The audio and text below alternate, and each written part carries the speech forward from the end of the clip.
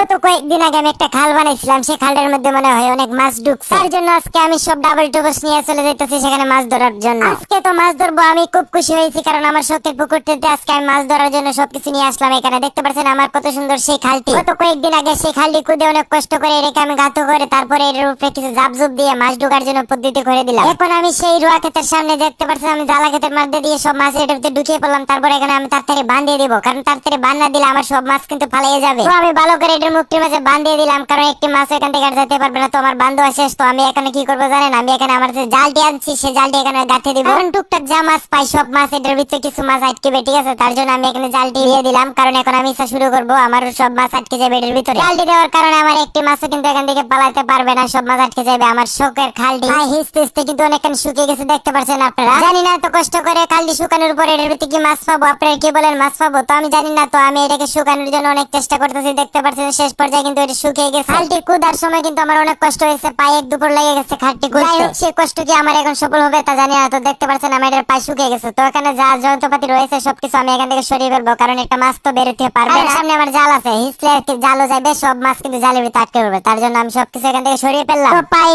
সবকিছু সরানোর পর দেখতে পাচ্ছেন আবার পানি জমে গেছে।